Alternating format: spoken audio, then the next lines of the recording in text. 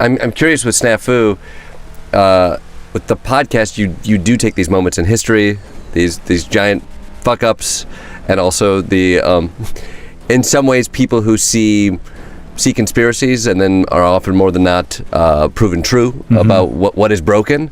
Has that shifted your perspective on kind of the conspiratorial mindset that is pervasive in this day and age? I try to keep an open mind.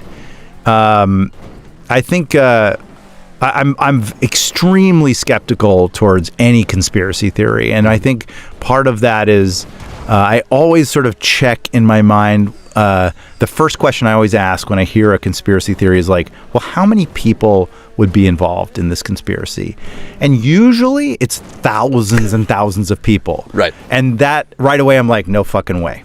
There's no way thousands of people can keep a secret, period. It just has never happened. It's never happened. And so, like the moon landing, for example. Right. Like, not a conspiracy because thousands and thousands of people would have perpetrated that. And somebody would have bragged about it to their bro at a bar. Like, that's an easy one. Yeah. Now what's interesting is this current season of Snafu, we look into a lot of these activists in the 1970s who thought that the FBI was surveilling illegally, too much surveillance.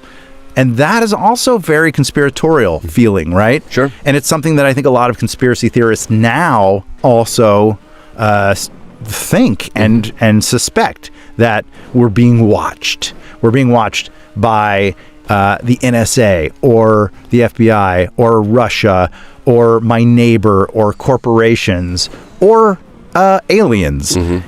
There are versions of that are clearly conspiratorial or conspiracy theory, and then there are versions that are sort of like, well, there's a reasonable amount of concern that can then expand into conspiracy theory level. But what's interesting about this story in the 1970s is that these people were confronted by mountains of evidence that they were being surveilled. You know, it was a much less technologically advanced time. Right. And so in order to surveil, the FBI would send out agents to actually stand there at rallies. And they would put these guys in crew cuts and wingtips in tie-dye shirts to just stand on the edge of rallies. And sometimes, a lot of times, the FBI at that time wanted people to know they were being surveilled because it was also an intimidation tactic. So it's a little bit intellectually dishonest to conflate the fear of surveillance in 1971 with a lot of like contemporary fear of surveillance. But there is also a rational amount to fear.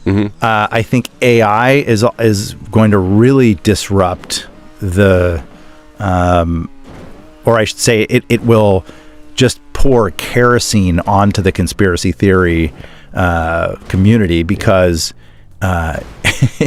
like. And I find myself starting to like go down rabbit holes of like, oh geez, what is AI gonna do? What's it gonna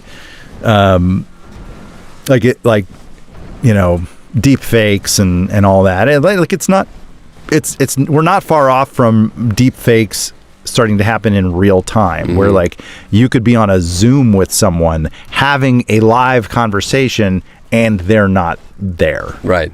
It is an AI version of somebody having a conversation with you.